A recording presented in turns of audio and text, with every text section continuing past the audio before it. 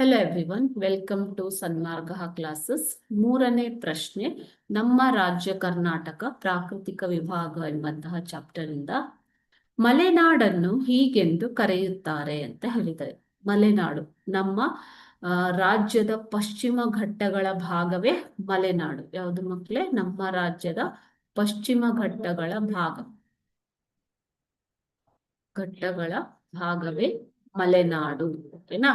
So ಅಥವಾ ಬೆಟ್ಟಗಳ ನಾಡು ಇದು. ಓಕೆ, ಇದನ್ನ ಸಹ್ಯಾದ್ರಿ ಬೆಟ್ಟಗಳು ಅಂತ ಕೂಡ ಕರೀತಾರೆ. ಸಹ್ಯಾದ್ರಿ ಬೆಟ್ಟಗಳು ಅಂತ ಕೂಡ ಕರೀತಾರೆ. ಸೊ ಆಪ್ಷನ್ಸ್ ನೋಡೋಣ. ಆಪ್ಷನ್ ಎ ಕರ್ನಾಟಕದ ಕಾಶ್ಮೀರ, ಆಪ್ಷನ್ ಬಿ ಕಾಫಿ ನಾಡು, ಆಪ್ಷನ್ ಸಿ ಕಿತ್ತಳೆ ನಾಡು ಮತ್ತು ಆಪ್ಷನ್ ಡಿ ಜೀವ ವೈವಿಧ್ಯತಾ ವಲಯ. ಸೊ ಮಲೆನಾಡನ್ನ ಜೀವ ವೈವಿಧ್ಯತಾ ವಲಯ ಅಂತ ಕೂಡ ಕರೀತಾರೆ. ಚಿಕ್ಕಮಗಳೂರನ್ನ ಕಾಫಿ ನಾಡು ಅಂತ ಕರೀತಾರೆ ಮಕ್ಕಳೇ. ಓಕೆ, ಸೊ ಕರ್ನಾಟಕದ ಕಾಶ್ಮೀರ ಅಂತ ಕರೆಯೋದು ಕೊಡಗು ಜಿಲ್ಲೆ. ಇಲ್ಲಿ ತಂಪಾದ ವಾತಾವರಣ ಇರುವುದರಿಂದ ಕರ್ನಾಟಕದ ಕಾಶ್ಮೀರ ಕೊಡಗು.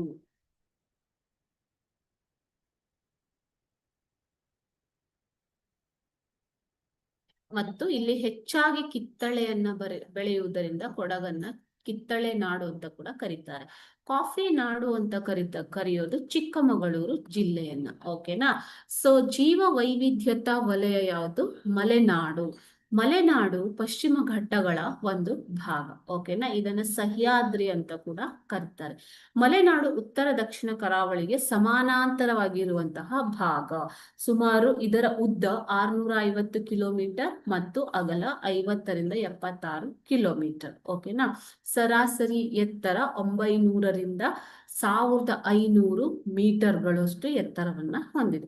ಸೊ ಇಲ್ಲಿ ಅನೇಕ ಜೀವ ವೈವಿಧ್ಯತೆಗಳು ಇರುವುದರಿಂದ ಇದನ್ನ ಜೀವ ವೈವಿಧ್ಯತಾ ವಲಯ ಅಂತ ಕೂಡ ಕರೀತಾರೆ. ಅನೇಕ ಜೀವಿಗಳಿಗೆ ಮಲೆನಾಡು ವಾಸಸ್ಥಾನವಾಗಿದೆ. ಆದ್ದರಿಂದ ಇದನ್ನ ಜೀವ ವೈವಿಧ್ಯತಾ ವಲಯ ಅಂತ ಕೂಡ ಕರೀತಾರೆ ಮಕ್ಕಳು. Okay, thank you.